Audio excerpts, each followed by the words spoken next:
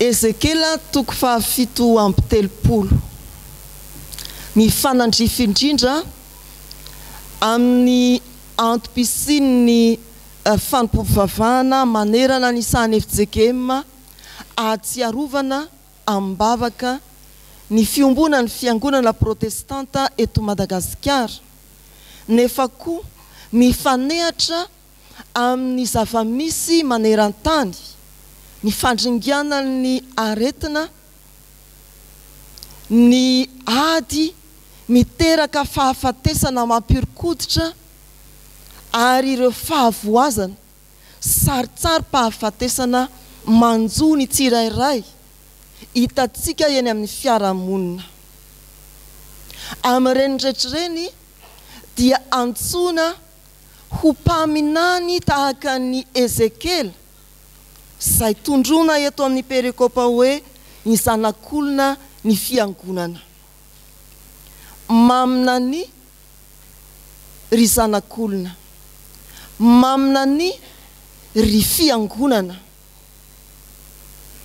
Ny hoe maminany dia milaza ny fahamarinan'ny zava-misy mitranga, ny marina ary ny marina ihany, mamaritra ny marina momba ny ankehitriny ary milaza ny hoavy sy mpanantenana araka ny fahamarinan'Andriamanitra.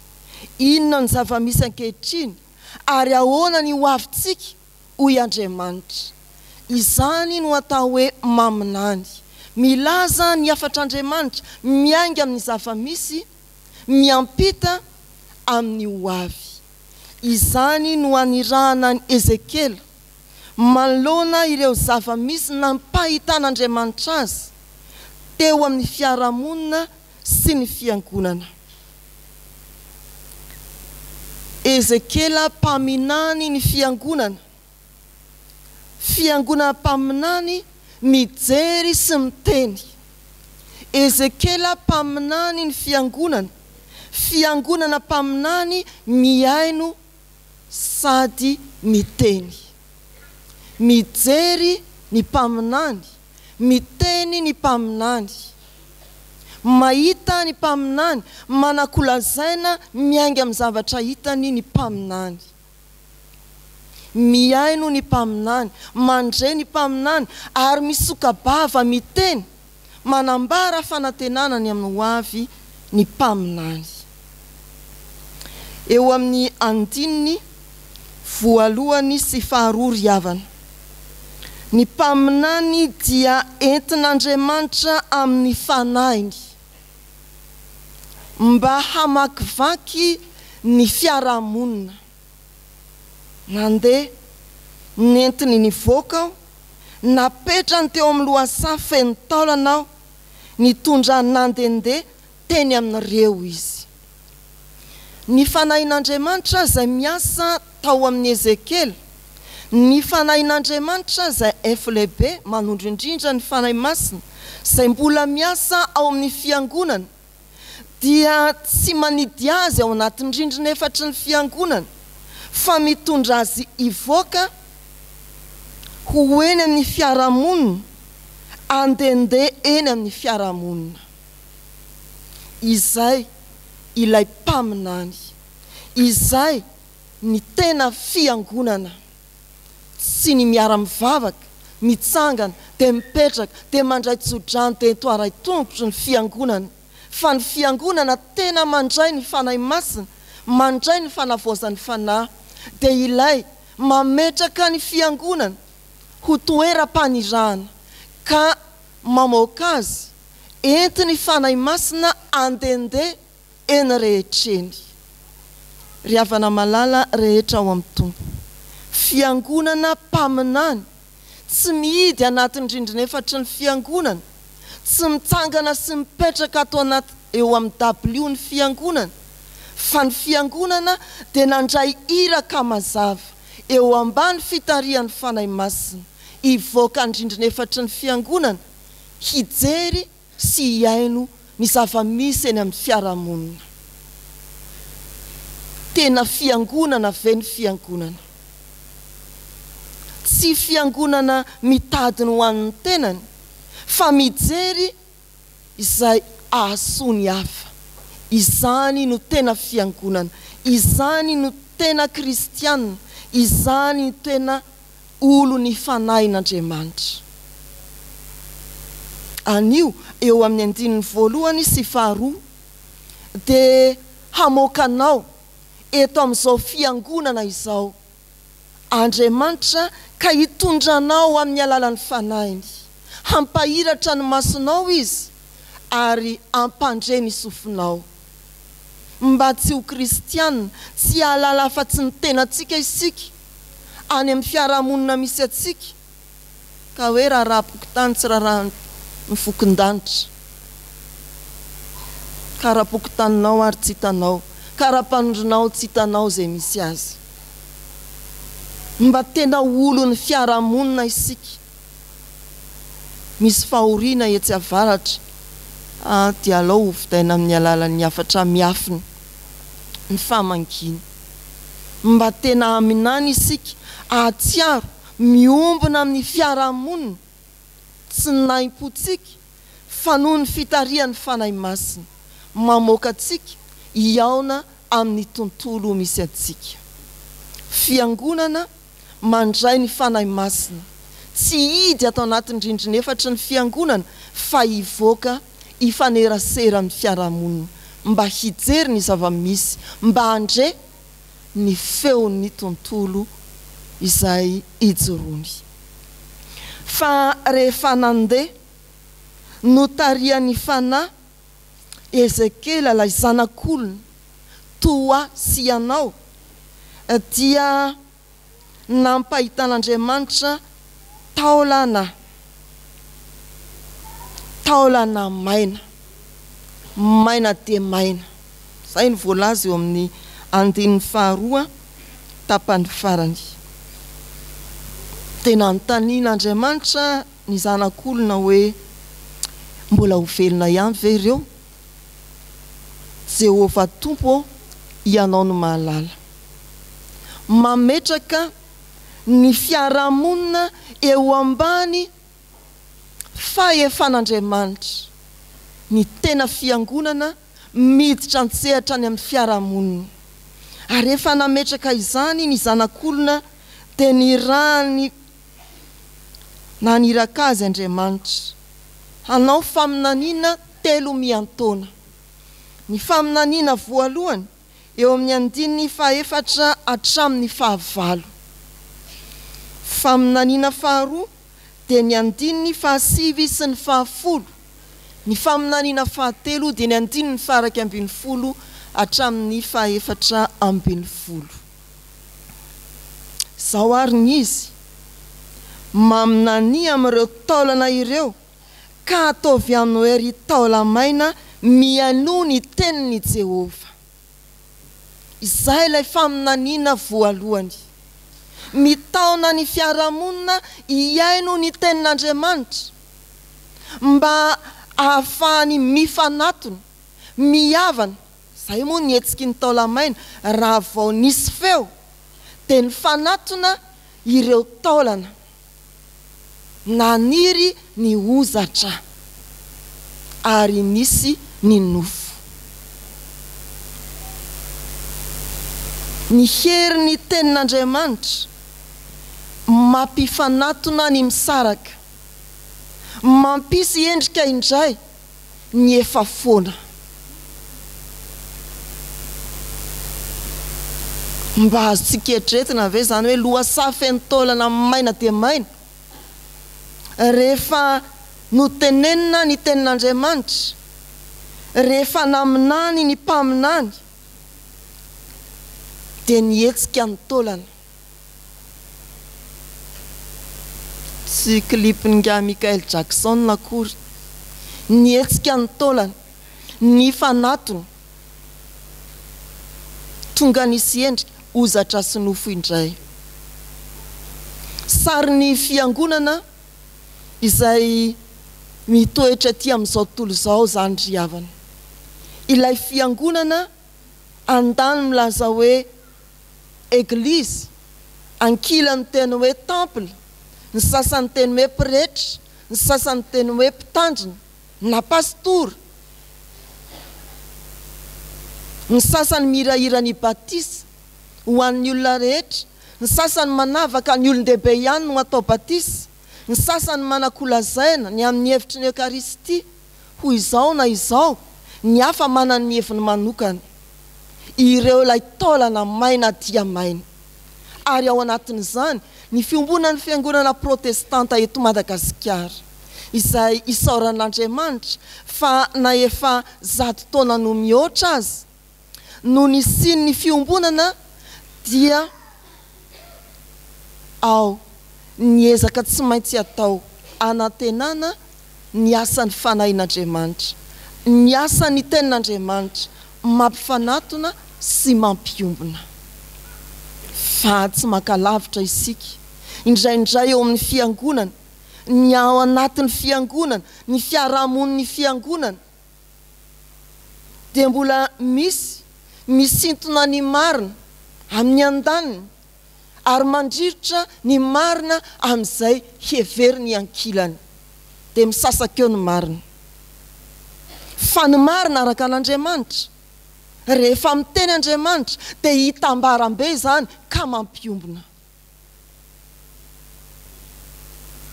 Tsy ny marina na ny atsasaky ny marina sy tomin'ny andaniny na ny ankilany no izy, fa ny marina araka ny tenin'Andriamanitra izay mampiombona. Raha mbola andrivotra ny marina, everiny ny antokom-pivavahana tahak'izao na tahak'izao, na ny kristiana takitsy dia tavela eo ny fisarahana. Mihira ny fiombonana riavana ity perikopa anio ity, ary mikendry izay andro sony ny fiangonana amin'ny fiombonana lalindalina kokoa araka ny tenin'Andriamanitra. Riavana malala rehetra ao amin'ny tompo, sary ny taolamaina, sara ny fahafatesana, ny fiainantsika aty amin'ny fiangonana fa indrindra any amin'ny fiarahamonina. Raha miteny ny mpaminany, raha toriana ny afatr'Andriamanitra, raiso izany, ary amarino amin'ny fiainantsika mba hanetsika indray ilay taolamaina ho tonga taolana miaina, mifanatona ary misy endrika, ozatra sy nofo. Fa tsy nijanona teo amin'ny fandrenesana ny tenin'Andriamanitra ilay endrika vaovao, fa tonga amin'ny fandraisana ilay fofinaina. Ny faminaniana fahatelo dia ny faminaniana ny amin'ny fofinaina, andininy fahasivy hatramin'ny sy ny fahafolo. Mamerina antsika any amin'ny Genesisy toko voalohany, ilay asan'ny fanahin'Andriamanitra nambomba ny tany tsisy endrika sady foana, ary nanome aina vaovao an'izao tontolo izao. Zao no voasoratra amin'ny anaran'ny Tompo, maminany amin'ny fofinaina, eny maminany ry zanak'olona ka ataovy amin'ny fofinaina hoe izao ny lazain'i Jehovah Tompo, manatona avy amin'ny rivotr'efatra, ry fofinaina ka tsofy ireo voavony ireo mba ho velona izy. Dia naminany arak'izay efa nandidiny aho, ka dia nidira ny fofinaina ireo ka velona, dia nijoro tamin'ny tongony izy marobe dia marobe tokoa. Tsy asa ny tenin'Andriamanitra ihany ny fampiombonana, fa adidy ny fanahy masina indrindra. Miaino ny teniny fiangonana ary mandray ny fanahy masina vao tena mahajoro ho vavy olombelon'ny fiombonana, ho tena mahajoro ho vavy olombelon'ny fitiavan'Andriamanitra. Mandray ny teniny fiangonana, adino ny asan'ny fanahy masina. Dia fiangonana mbola miteniteny foana ihany mamakivaky ny fiarahamonina, fiangonana mirediredy ihany no re eny tontolo eny. Fa ny fiangonana andray ny teny ka tafaradalana amin'ny fitorianany filazantsara ombany ny fanahy masina dia tena mahajoro ho vavolombelona izany atao hoe fiombonana. Riavana malala tsy hoe iverina any amin'ny teboka ohatra. Ny fiainantsika mety zarazarain'ny foto-kevitra samihafa, ny firehana samihafa, ny fiaviana samihafa, tsy iverina any amin'ny teboka ohatra.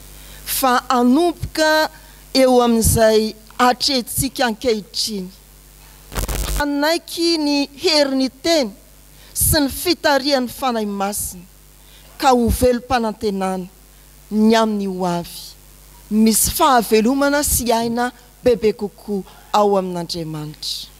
Ny teny sy ny fanahy masina no mahatanteraka fiavaozana eo amin'izay endriky ny fahafatesana ao an'ny tenanao, eo amin'izay heverinao ho teboka farany ka tsy azo ioarana intsony. Tianao amaranana ny fiainanao no manomboka indray Andriamanitra raha mitory izao Ezekela 7:30 izao.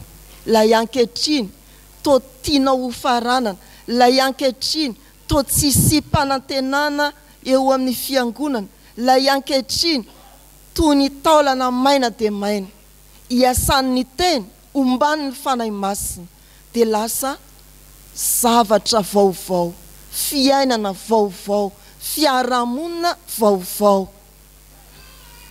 Izay lay Ezekela 7:30. Fa tsy an'ny fiangonana, tsy ho antsika samirery lay faminaniana. Ny faminaniana fahatelo dia mitodika amin'ny taranak'Israely. Hoy ny vaky ny soratra masina amin'ny anaran'ny Tompo, dia hoy izy tamiko ry zanak'olona, ireto taolana ireto dia ny taranak'Israely rehetra. Indreo izy manao hoe maina ny taolanay, levona ny fanantenanay, fongotra izahay. Fiangonana tsy mijery ihany ka miteny, fa fiangonana miaino sy manan-kolazaina. Ny eny dia ny fitaraina ny zanak'Israely manao hoe maina ny taolanay, levona ny fanantenanay, fongotra izahay. Mbola misy azo lazaina ve? Mbola afaka miteny eo anoloan'ny resaka feno famoizam-po eny amin'ny fiarahamonina ve ny fiangonana? Mbola manakambara manoloana ny fahadisom-panantenana ny betsaka eo amin'ny firenena? Eny, fahadisom-panantenana ny fiarahamonina ny fiangonana ve ny fiangonana? Maminaniry zanak'olona, enoy ny ratra ny fiarahamonina, enoy ny fitaraina ny fiarahamonina misy atsika. So dia tsy fantatrao fa raha midina ny vidim-bary dia miakatra kosa ny vidin-tsoloka. So dia hodinao tsy eny ireo fifanjevona ara-politika eny amin'ny fiarahamonina, fa amin'izany mba tsy handiso fanantenana ny fiarahamonina isika. Maminaniry zanak'olona. Tsarovy ny teny mpitoroteny 2:12 manao hoe afafazo eny amin'ny rano ny haninao, fa ho hitanao ihany izy rehefa ela. Sy ny soratra masina manao hoe mitenena ihany fa misy miaino. Mandray isika maina ny taolanay, levona ny fanantenanay, fongotra izahay, ary dia mitenena amin'ny manodidina anao, mitenena amin'ny fiarahamonina ry fiangonana, fa miditra antsehatra ao anatin'izany Andriamanitra ka miteny fa hanokatra ny fasana ary aneo no maha-Andriamanitra velona azy. Maro ny olona izay mieritreritra fa ny fialana tanindrazana no fanafody ny fahavoazana izay miatra. Ny avy any ampitan-dranomasina, tany mandroso, mialana, makaty amin'ny tany andalam-pandrosoana mba hivelona tsaratsara kokoa. Ny aty amin'ny andalam-pandrosoana miazakazaka makany amin'ny tany hafa hiverina famandroso anantena fivoarana. Tsisy zany raha tsy ny fanahy no mitarika. Izay la fiarahamonina mitaky ny faminaniny ny fiangonana. Very fanantenana zao tontolo zao ka mifamezivezy. Makaria angamba misy ny tsaratsara kokoa, oaria angamba misy ny metimety, tsia. Ao amin'izay misy ny fanahin'Andriamanitra, no hevelomanao amin'ny fahasoavana, andraisan'Andriamanitra ny andraikiny, ka na dia ny fasana azy, ho sokafany hitondrany fahavelomana indray. Zany ry havana ny fanantenana izay manan-karena ambarany ity Ezekela 7:7 ity. Ho antsika fiangonana, nandreny afatra Andriamanitra ianao no tondrona sy tendrena manomboka amin'izao animizao, ho fitaovana eo am-pelantanan'Andriamanitra hitondra fanavaozana amin'ny alalan'ny fanahin'Andriamanitra izay aridy ny ampy-mizara amintsika. Ny fanahin'Andriamanitra mahatonga anao hanana mason'Andriamanitra hijery ny fiarahamonina. Ny fanahin'Andriamanitra mahatonga anao hanana ny vavan'Andriamanitra hiteny amin'ny fiarahamonina. Ny fanahin'Andriamanitra mametraka anao ho mpiaina sady ho mpilaza koa. Izany no iraka ampanaovana antsika, mandihana tahaka ny Ezekela eo ambany fitarian'ny fanahy masina. Hitety lohasahy ianao ka hita anakambara, hitety lohasahy ianao te andre ka anakolazaina. Mandihana ry havana, fiangonana tarian'ny fanahy, hitondra fanavaozana manomboka ato amin'ny fiangonana sy ny fiarahamonina ny ianao. Amen.